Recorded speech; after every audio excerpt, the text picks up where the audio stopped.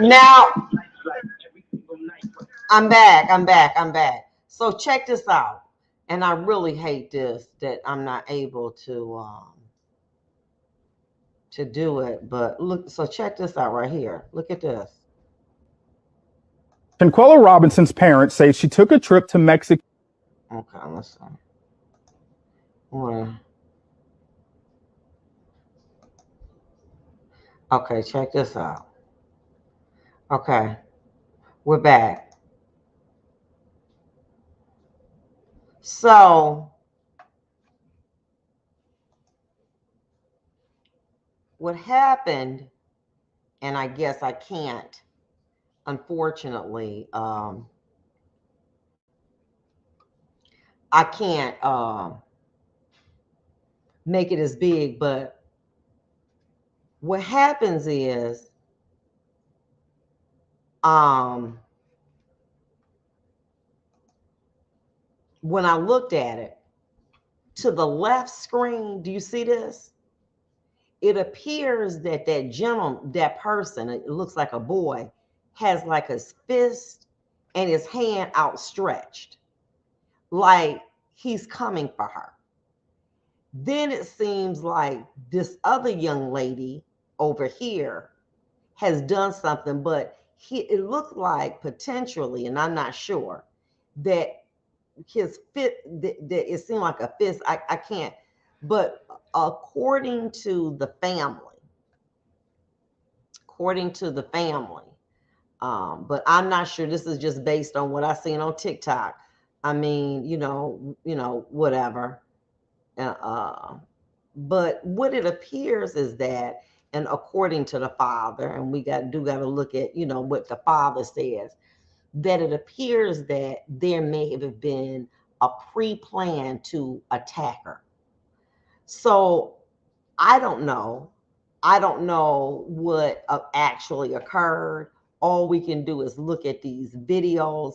And like I said, I don't know whether or not the video has been altered.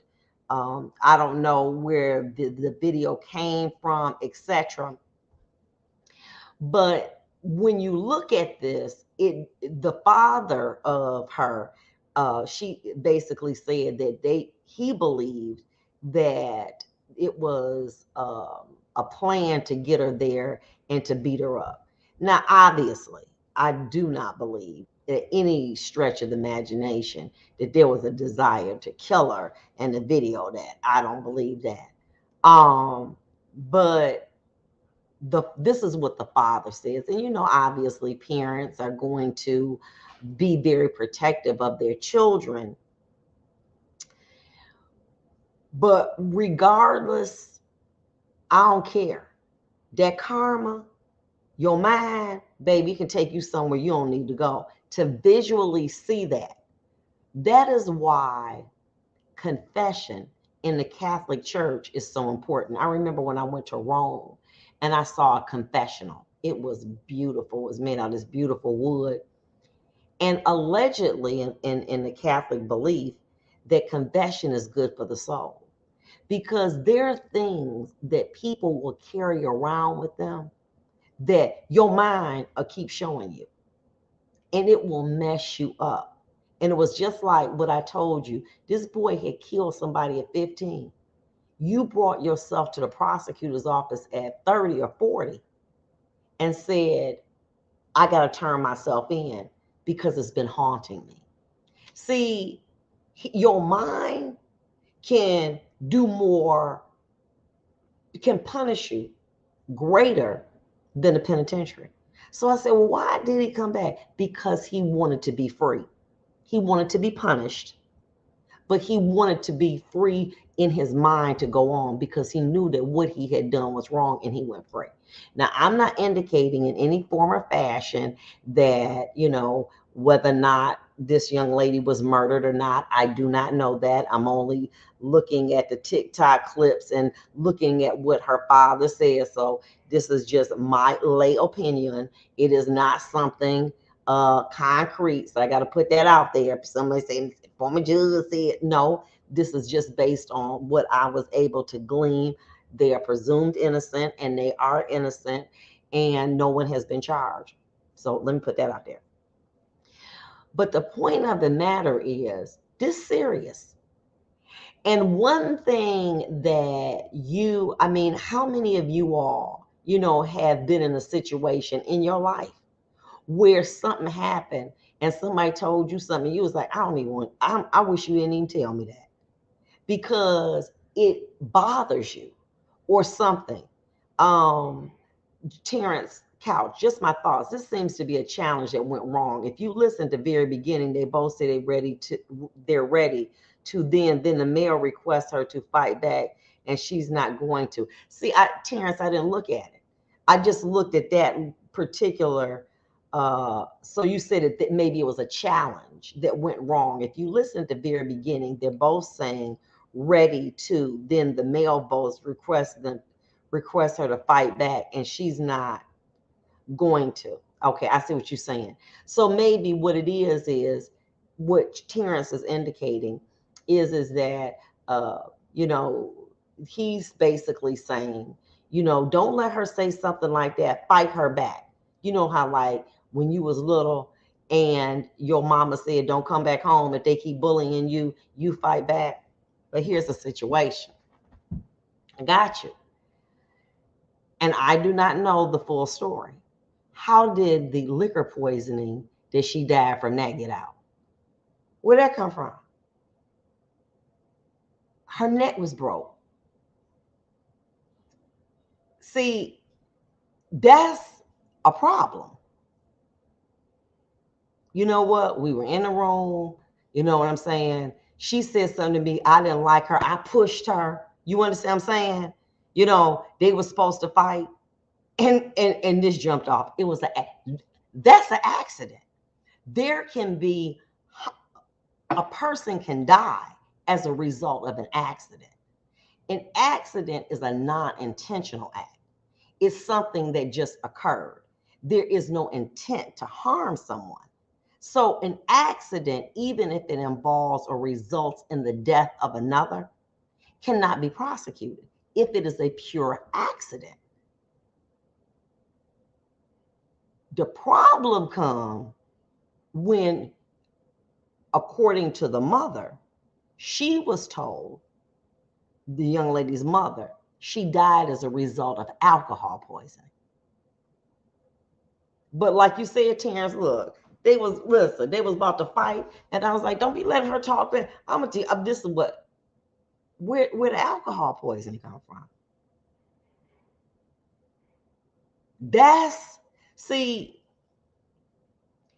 my father used to say, and when you tell one lie, you got to remember the million lies you told to cover it up. Tell the damn truth. That is some kind of accident. Who of this group was a friend? My point being to you, what Terrence is saying is that it could have been a challenge. Being, don't let her talk to you like that. Stand up for yourself. And that as a result, the now deceased refused to, and this occurred. So it could have been a challenge. And like I said, that's what juries are for. What are juries for? You can see a glass half empty. You can see it half full. The issue then becomes one of, as we said, like Terrence. Conquella Robinson's parents say she took a trip to Mexico last month with a group of friends. Her friends made it back, but she didn't. They say she was found dead. They were told what happened. Now, Terrence is saying it could have been a challenge, but this particular picture looks like he's running over there. Okay.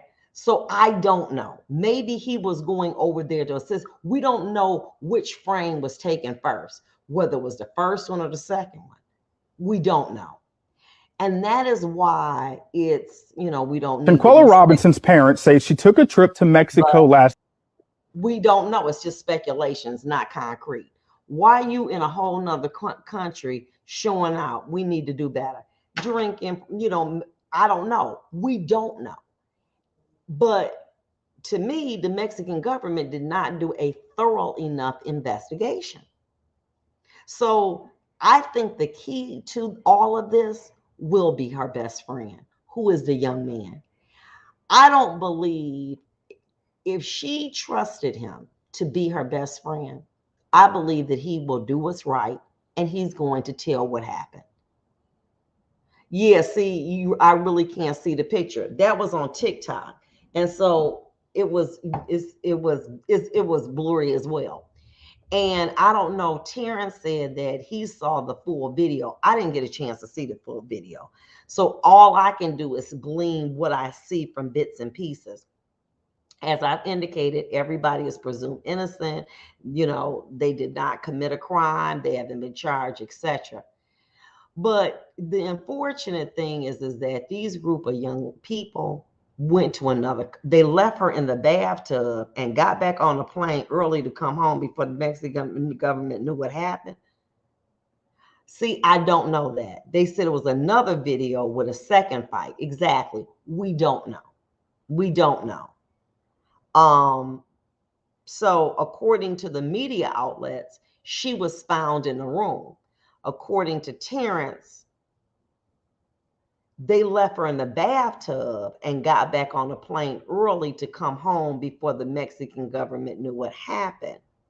So basically, if what Terrence is saying is accurate, which I don't know, you're saying that they did not get a chance to interview, the Mexican government didn't get a chance to interview any of them? India said they said it was another video with a second fight. Damn. Woo. Wow. We'll be back. We'll be back. Okay, so I'm on here. So Terrence, correct. So you're saying correct. They didn't get a chance to interview these individuals. Is that what you're saying? Are you saying, Terrence, people geeking up the other in the end, I think jealousy played a part. The feds will get the truth, but who has jurisdiction for the arrest and trial? Because it happened in Mexico, it would have to be the Mexican government. They also said she was slammed on the neck, and that's why she didn't get back up. Oh, okay. So, see, and that's what I'm saying. We don't have enough information. So, my issue, and this is where it's getting kind of conflicting, is where did the videos come from? If Terrence is saying that the police did not get the video, did they have cameras in the room? We don't know. And at best, it's just a speculation. This is just, it's an ongoing story, and it's very, very sad. I do hope and believe and pray that whomever was involved, that they just basically say, you know what, this will happen. Obviously, there was alcohol that was involved. They arguing, then something like this happens. The fact of the matter is that it still did not have to be an intentional act. It could have been accidental. Accidental being that it was non-intentional. Everybody was drunk, they was playing, and this happened. And they still could not face any charges if in fact it was determined to be a pure accident. Many times we see people who may be in mutual combat. Say, for instance, they boxing and somebody hit somebody too hard and they die.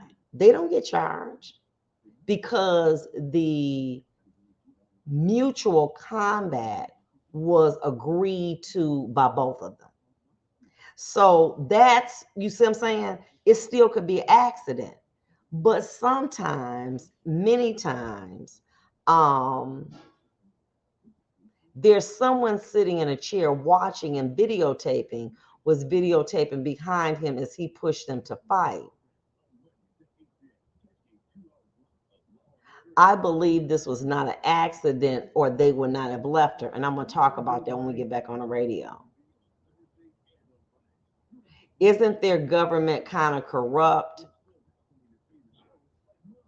And I agree, the FBI is only going to show so much. The issue to me is going to be where they got that video. Has the video been altered? etc. And we're back. Okay, here's a situation. I'll talk about something.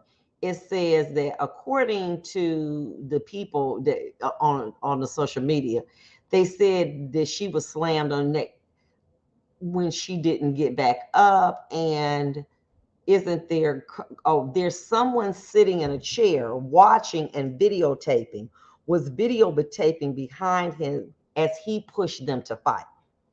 Okay, so let me explain this.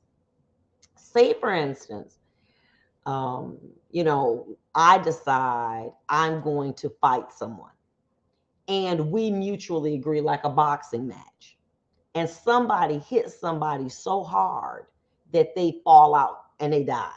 I mean, you know what I'm saying? Many times they'll say, well, listen, the combat was mutual. They got the best of them. They hit them very, very hard. And as a result, they both agreed. But here's the situation. Someone says, what about, I believe this was not an accident or they would not have left her. There is what we call a flight instruction. What is a flight instruction?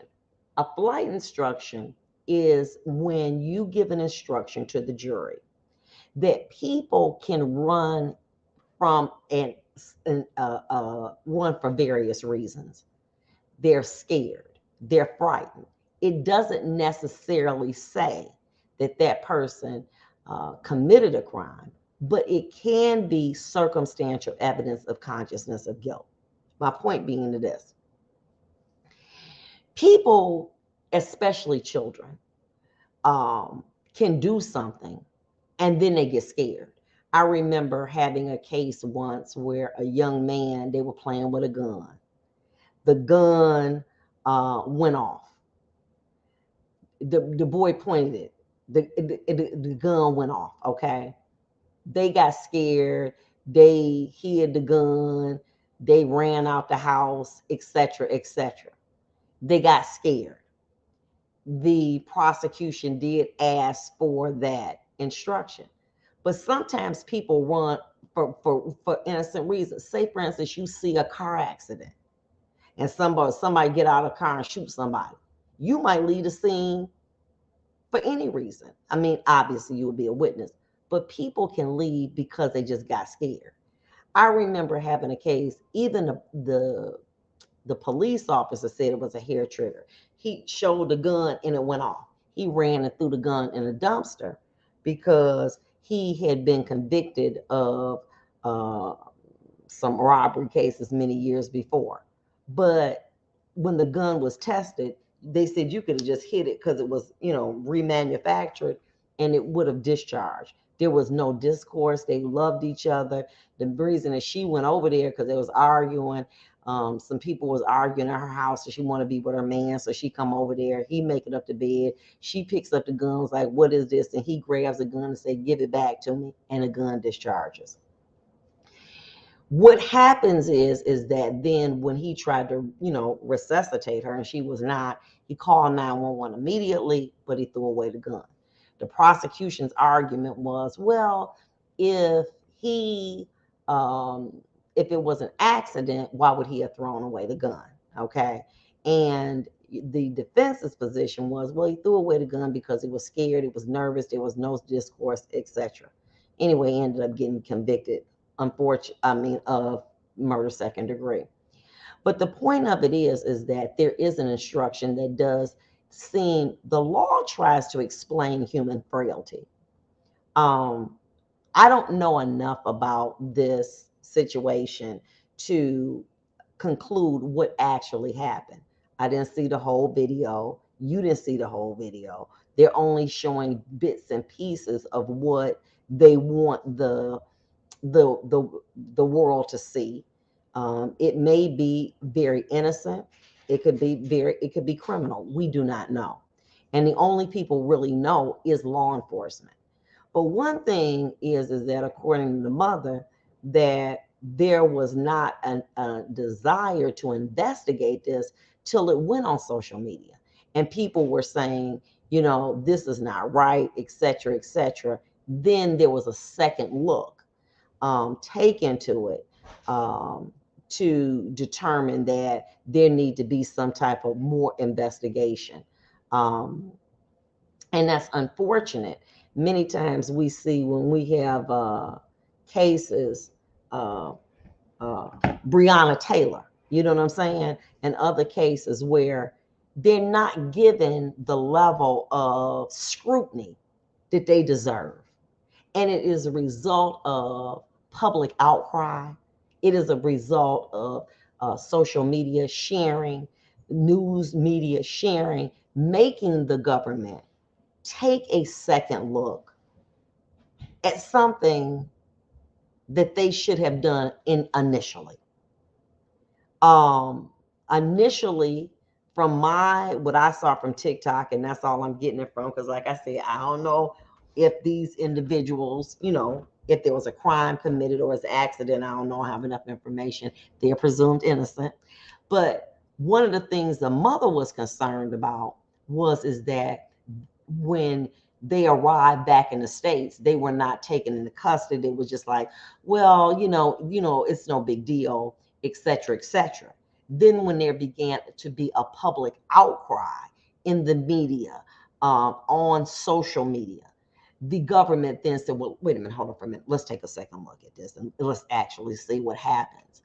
Why is it that we tend to see the lack of government involvement when it happens to a person of color? When it happens to a person of color, it appears to me, and this is my opinion, that many times the level of investigation is not taken as serious. But check this out. Terrence sent me a video. I don't know.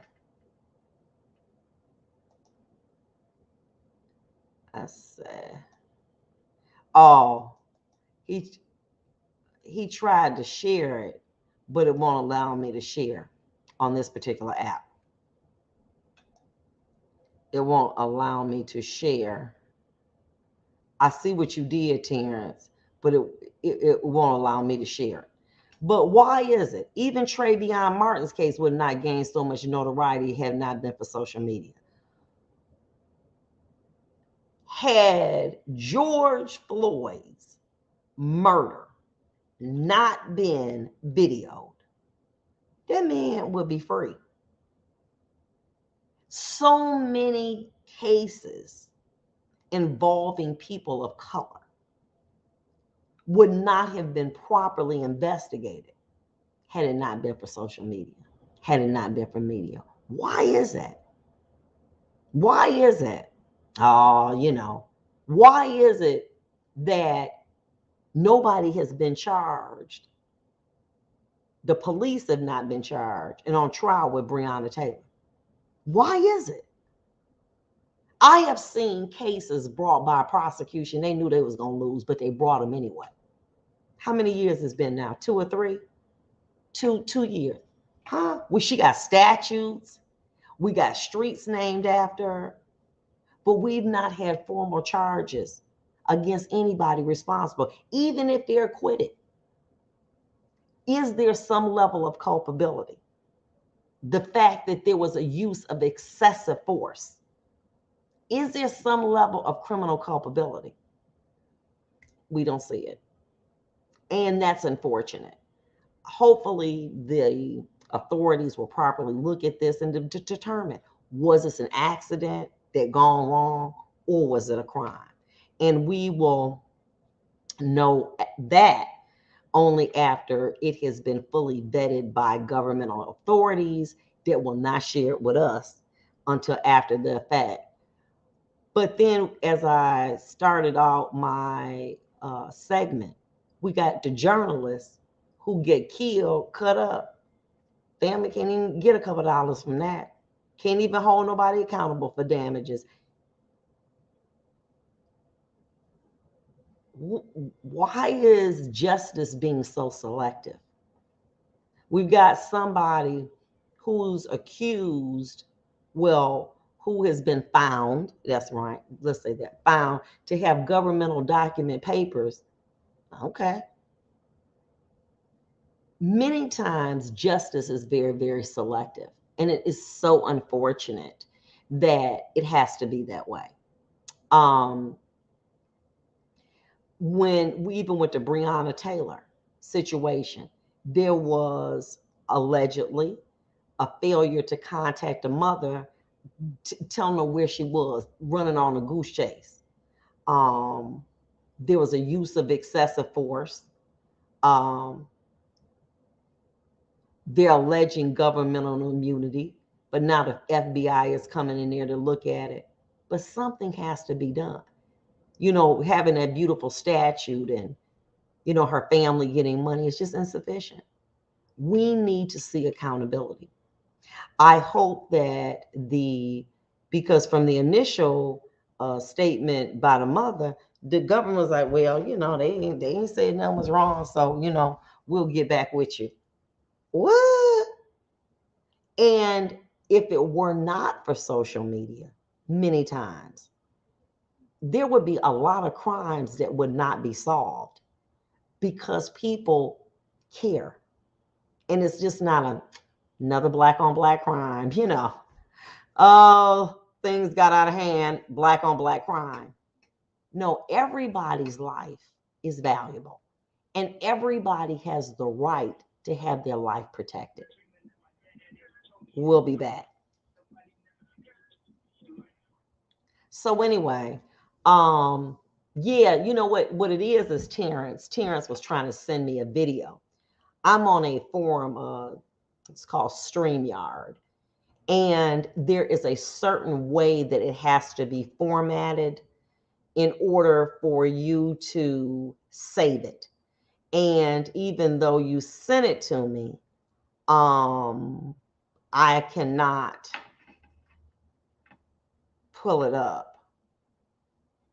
But it does say new video shows alleged fight, FBI looking into Charlotte woman's death in Mexico. Um,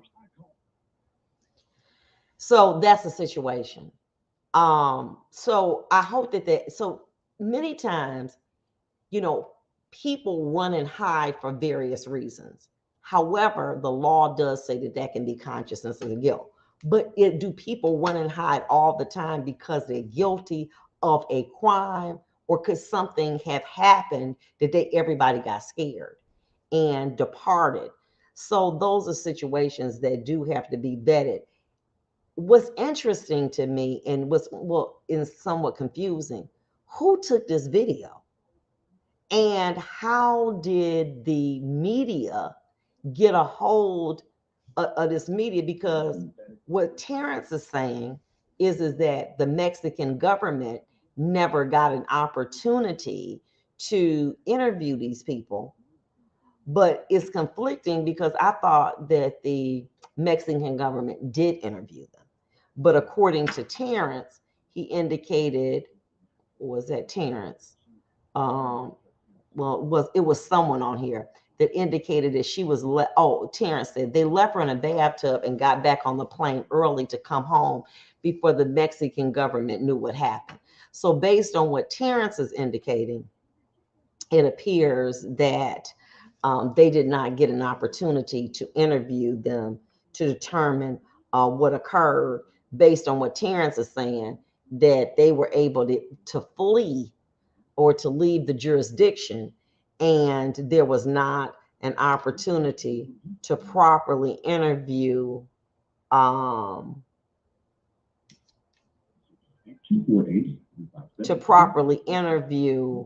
them. Okay, so that's what Terrence is saying is correct. Okay. So the issue then becomes, and let's be honest, who took the video? And if I'm one of a lawyer, I'm going to want to say whether or not this video has been altered. Is this a video that potentially somebody might have spliced it? Somebody might have added something to it. Is it authentic? And that is one of the things. We're back.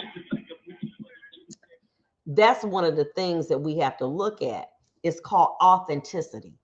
And in order to have something admitted into evidence, you have to determine that it's authentic.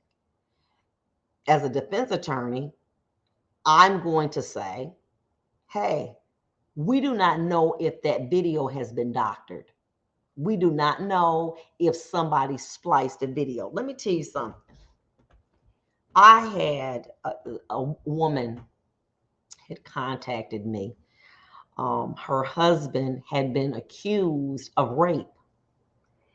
And one of my referring attorneys, attorney Carla Marable, who is phenomenal. She practices in Michigan, and she does criminal law, and she does a phenomenal job. She's really good. And if you call her, you make sure you say Vonda Center. But let me tell you, she had done a case.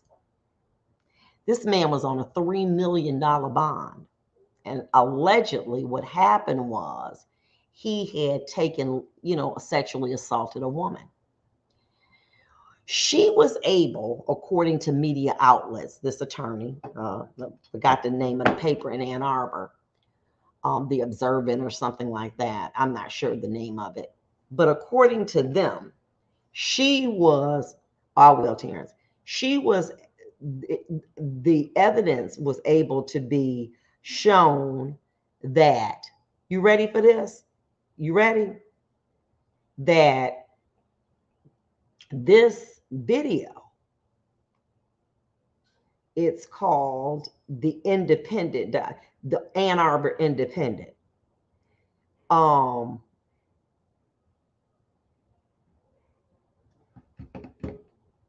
The video account, not the video, but the audio or some type of technological account of what occurred, the text messages, that's what it was, that were obtained and used against him. She, the alleged, the person that brought the charges, etc., was able to mimic a phone. It was not his actual phone, but it appeared to be. As a result, when the phone was taken to the authorities, and I don't know, and I'm not saying that the lady did it, but when the police, once Carla got involved, she made a request to have the phone independently tested. And come to find out, it was an app that you can put on your phone that you can mimic. Like if I'm talking to Terrence, he can say like Vonda's talking to me back and forth, and it was an app. And I don't know who put the app on the phone, but according to the police, once they did the investigation, because Attorney Marable was on their head about it, they were able to determine that there was an app that could be purchased that was placed on the phone. I don't know who put it on the phone, but that the text messages that were being relied on by them were actually not even sent, because his phone had him at work, and the location from work to here was somewhere very far, very distantly. As a result, they dismissed the case. They had him on a $3 million bond. Let me tell you something about a $3 million bond. When you want a $3 million bond, the likelihood you going to prison is extremely great. But she was able to come in with her experience after interviewing him and saying to him, police, let's take a look at that phone.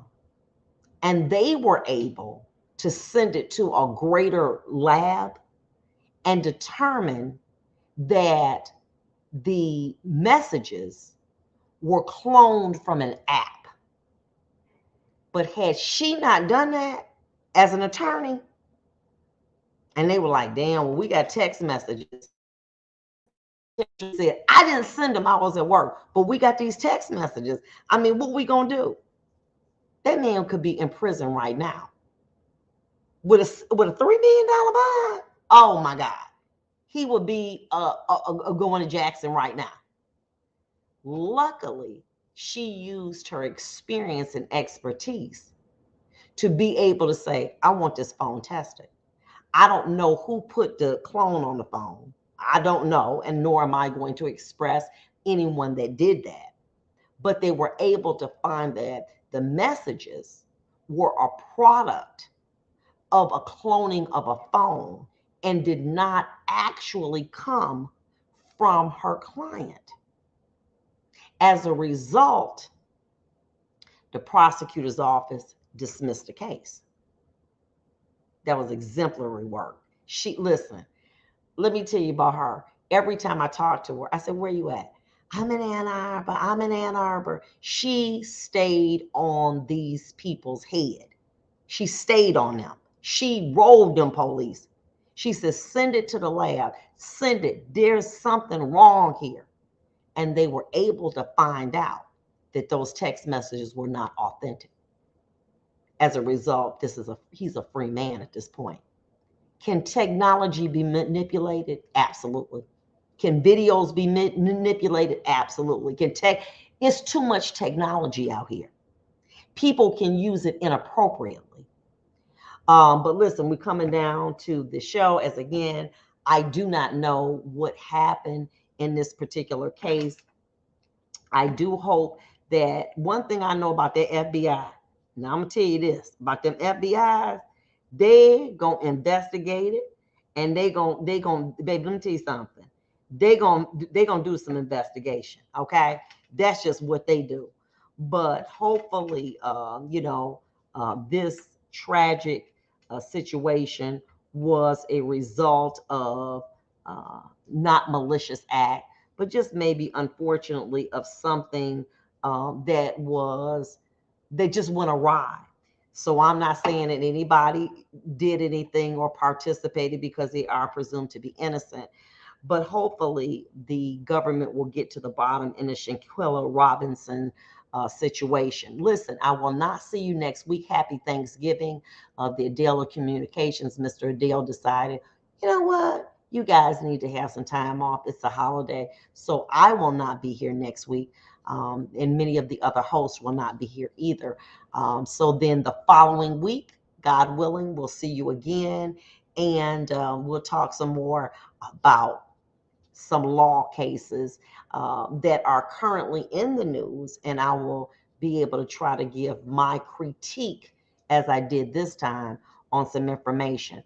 So until we meet again, be safe. Remember, we still got COVID out here. Stop going to these family events. Don't be a mask up. Stop going where you tolerate it and not appreciate it. Consider that. Don't forget to check me out tonight to do on Single and Satisfied. And we're going to be talking about relationships. And we're going to be talking about just not boyfriend, girlfriend, about going places where you're not, you just tolerate it. We need to get to that. We'll see you next week, 2 weeks from now. Be blessed. Bye-bye.